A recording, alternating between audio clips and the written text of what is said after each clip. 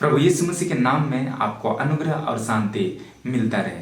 पहला शामुएल 16 अध्याय 18 पद, जहां दाऊद के विषय में एक जवान ने गवाही दी कि दाऊद वीणा बजाना जानता है, वीर योद्धा है, बात करने में बुद्धिमान है, रूपवान है और यहोवा उसके साथ रहता है।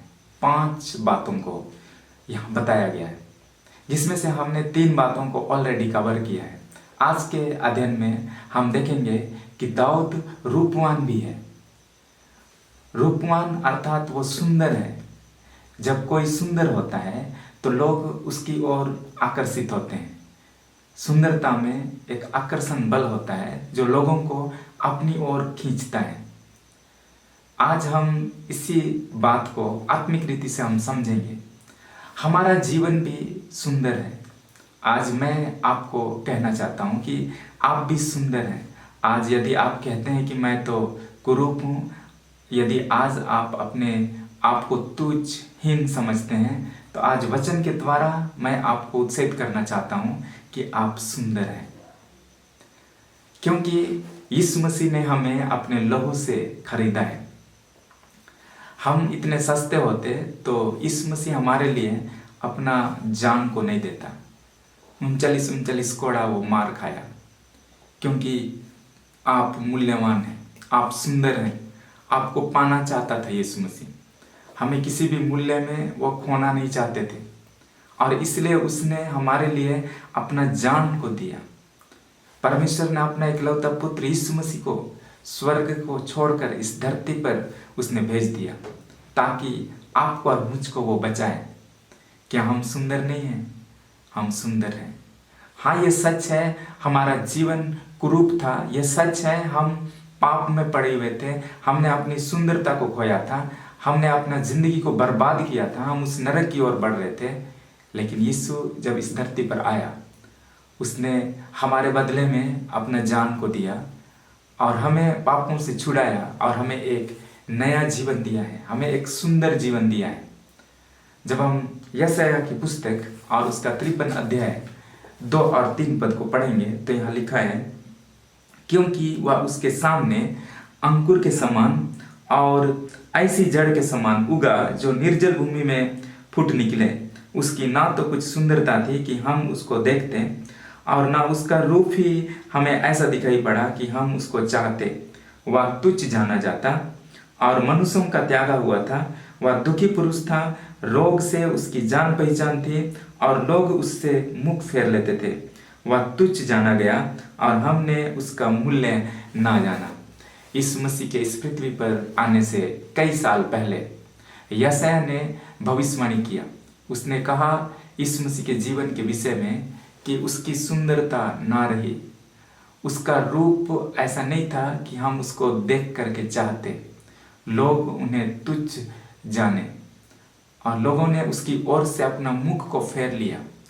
क्या ये सच नहीं? जब उसने हमारे लिए और समस्त संसार के लिए अपना जान को उसने जब दिया उस कलवारी क्रूस पर, वो श्रापित गिना गया, क्योंकि जो क्रूस पर लटकाया जाता है वो शापित है।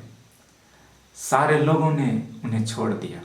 वो अकेला चिलचिलाती धूप में इस पृथ्वी के ऊपर स्वर्ग के नीचे अपना जान को तड़पते तड़पते दिया। जो उस रास्ते से गुजरते थे अपना सिर हिला हिला कर उसका निंदा करते थे। उसका रूप देखने लायक नहीं था। उसका सुंदरता जाता रहा। क्यों उसने ऐसा किया? क्योंकि वो आपको पाना चाहता था, वो मुझको पाना चाहता था। और आज हमें जब ये जिंदगी मिला तो उसने अपनी सुंदरता को खोया ताकि हमें वो सुंदरता दिला सके। और आज हम कलीसिया में सुंदर हैं। आज हमें परमेश्वर ने रूप दिया है। उसने अपनी लहू से हमें खरीद करके, अपने लहू से हमें सींच करके हमारे जीवन को उसने तैयार किया, हमें बनाया, अपने साथ उसने जोड़ा है। और आज हम कलीसिया के अंदर पाए जाते हैं। जब यीशु ने कलीसिया को तैयार किया, जब उसने इस पृथ्वी पर अपना मिनिस्ट्री को समाप्त किया, तो उसने इस पृथ्वी पर कलीसिया को खड़ा किया। पवित्र आत्मा को उसने भेजा पेंतीकोस्त के दिन और कलीसिया स्थापित हो गया। जब कलीसिया स्थापित हुआ तो कलीसिया के अंदर एक चीज हम देखते हैं कि सुंदरता था। कलीसिया के अंदर एक जीवन है जो हमें बाहर देखने को नहीं मिलता है। ये जीवन ईश्वरीय जीवन है जो हमें यीशु मसीह के द्वारा मिला है। मनुष्य का जो पहला जीवन था जब वो पाप में नहीं गिरा था, उस समय का जो जीवन था वही जीवन हमें फिर से यीशु मसीह के द्वारा हमें मिला है। आदम की वाटिका में जो जीवन आदम और हवा व्यतीत करते थे, परमेश्वर के साथ उसका सहभागिता था। उसमें सबसे इंपॉर्टेंट फैक्टर जो है कि परमेश्वर उनके साथ था। अब यीशु मसीह जब इस धरती में आए तो यीशु मसीह के द्वारा आज हम परमेश्वर के साथ फिर से एक हो लिए और इस पृथ्वी पर उसने एक झुंड को तैयार किया जो यीशु मसीह के लहू से खरीदे गए हैं, जिन्हें पापों की क्षमा मिली है और उस स्वर्गीय राज्य के सफर में जो जा रहे हैं, ऐसे लोगों का झुंड को हम कलीसिया कहते हैं। और ये कलीसिया यीशु मसीह के द्वारा तैयार किया हुआ झुंड है और कलीसिया का जो हेड है वो यीशु मसीह है। परमेश्वर का वचन में लिखा है, जब हम इफिसियों उसका 2 अध्याय और उसका हम 1 पद को पढ़ेंगे तो यहाँ इस प्रकार से लिखा है, उसने तुम्हें भी जिलाया जो अपने अपराधों और पापों के कारण मरे हुए थे। हमें उसने जिलाया है। कलीसिया में जितने कोई हैं वो जिंदे लोग हैं। पहले वो पापों के कारण, अपराधों के कारण मरे हुए थे। उनका जीवन समाप्त था, उनका आत्मिक जीवन नहीं था, उनका जीवन समाप्त था, वे मरे हुए थे। लेकिन यीशु मसीह ने हमें जिलाया है। यीशु मसीह के द्वारा हम जिलाए गए हैं और अब हम जिलाए गए लोग हैं जो आज्ञाओं को मानते हैं। जिलाए गए लोगों का पहचान क्या है कि वो परमेश्वर के द्वारा दी गई आज्ञाओं को मानते हैं और वही झुंड आप और हम हैं। परमेश्वर का वचन में लिखा है इफिसी उसका 5 अध्याय और उसका यदि हम 23 से आगे पढ़ेंगे तो इस प्रकार से लिखा है, क्योंकि पति पत्नी का सिर है जैसे कि मसीह कलीसिया का सिर है और स्वयं ही देह का उद्धार करता है। पर जैसे कलीसिया मसीह के अधीन है वैसी पत्नियां भी हर बात में अपने अपने पति के अधीन रहें। हे पतियों, अपनी अपनी पत्नी से प्रेम रखो जैसा मसीह ने भी कलीसिया से प्रेम करके अपने आप को उसके लिए दे दिया कि उसको वचन के द्वारा जल के स्नान से शुद्ध करके पवित्र बनाए और उसे एक ऐसी तेजस्वी कलीसिया बनाकर अपने पास खड़ी करे जिसमें न कलंक, न झुर्री, न कोई और ऐसी वस्तु हो, वरन पवित्र और निर्दोष हो। यहाँ पर कलीसिया के विषय में परमेश्वर ने पौलुस के द्वारा प्रकाशनों को बताया है। पौलुस बहुत ही सरल तरीका से इस संबंध को बताने का उसने कोशिश किया है। उसने कलीसिया और मसीह के बीच संबंध को बताने के लिए पति पत्नी के रिश्ता को उसने बीच में लाया है और उसके माध्यम से मसीह और कलीसिया के बीच का संबंध को बताने का उसने कोशिश किया है। यहाँ उसने पति पत्नी के संबंध को भी बताया और साथ में हमें कलीसिया और मसीह के बीच का संबंध को भी बताया है। यह एक चीज बताया गया है कि जैसे पति पत्नी का सिर है वैसे ही मसीह भी कलीसिया का सिर है और हम उसकी देह हैं। जितने हम कलीसिया में हैं हम देह हैं, शरीर हैं और यीशु मसीह सिर है। यीशु मसीह सिर है अर्थात सिर में मस्तिष्क होता है, सिर में माइंड होता है, सिर में प्लान होता है, योजनाएं होती हैं जो कि यीशु मसीह के पास है और हम उसके देह हैं। देह का मतलब कार्य करने वाला। हम कार्य कर रहे हैं इस पृथ्वी पर।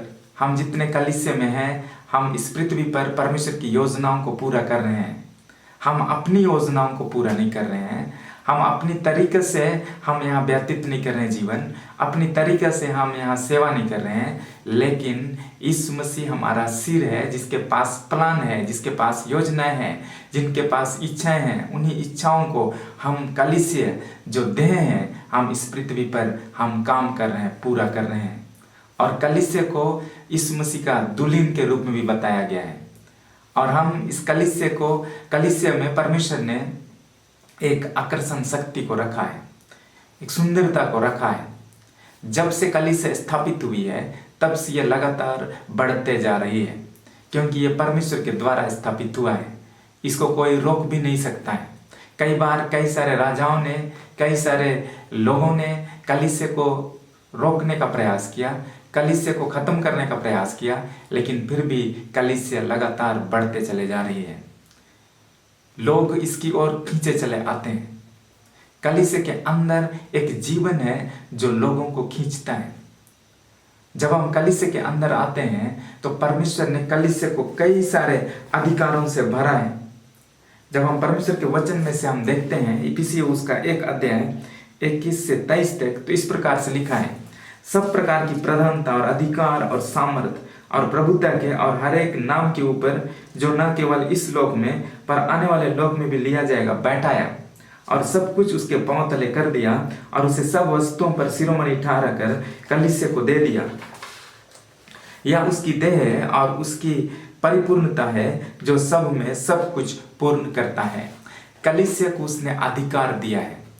जब यीशु मसीह कलवरी क्रूस पर शैतान के हाथ से सारा अधिकार उसने छीन लिया, जो मनुष्य अधिकार को खो दिया था, आदम की वाटिका में पाप के बाद उसने सारा अधिकार को जो खोया था, उन सारे अधिकारों को वापस यीशु मसीह ने कलीसिया को दिया है।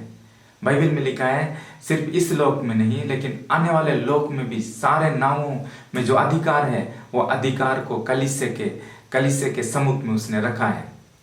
सारा अधिकार कलीसिया को दिया गया है।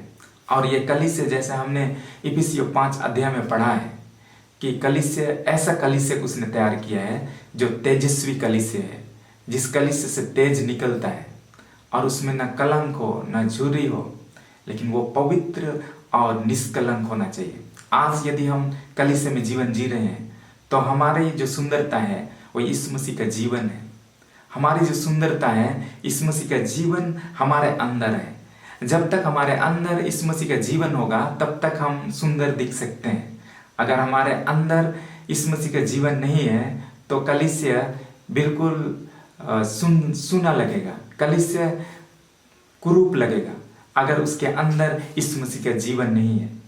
हाँ, कलीसिया को अगर चलाने के लिए कई सारे रीति विधि के द्वारा हम कलीसिया को चला रहे हैं, अच्छा मैनेजमेंट सिस्टम है, लेकिन अगर वहाँ यीशु मसीह का जीवन नहीं है तो वो कलीसिया एक मरा हुआ समान है। अगर हमारे अंदर कलीसिया में यीशु मसीह का जीवन है, कलीसिया के अंदर यीशु मसीह का जीवन बह रहा है, तो वो कलीसिया वास्तव में जीवित कलीसिया है जहाँ पवित्रता और निष्कलंक है। और परमेश्वर वही चाहता है कि कलीसिया निर्दोष और निष्कलंक हो।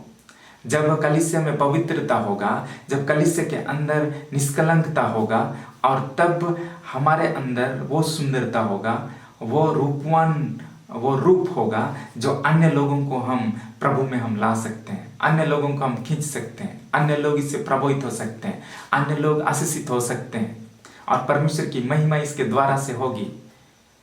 अगर हम कलीसिया में हैं और हमारा जीवन पाप में है, अगर हम कलीसिया में हैं और हमारा जीवन बुराई में है, तब तो हम सिर्फ बाहरी तौर से हम कलीसिया में अपने आप को कह रहे हैं, लेकिन आत्मिक रीति से तो हम कलीसिया में हैं ही नहीं। और इसलिए हमें चाहिए कि हम उस पवित्रता को प्राप्त करें। यदि आप कलीसिया में हैं, यदि आप अपने आप को मसीह कहलाते हैं, तो हमें चाहिए कि हम उस सुंदरता को प्राप्त करें। अपनी सुंदरता को धूमिल होने मत दीजिए, क्योंकि कलीसिया क्या है? कलीसिया यीशु मसीह को प्रकट करने वाला है। हमें परमेश्वर ने इसलिए खड़ा किया इस पृथ्वी पर ताकि हम यीशु मसीह के जीवन को इस पृथ्वी पर हम प्रकट कर सकें। क्या हम यीशु के जीवन को इस पृथ्वी पर प्रकट कर रहे हैं?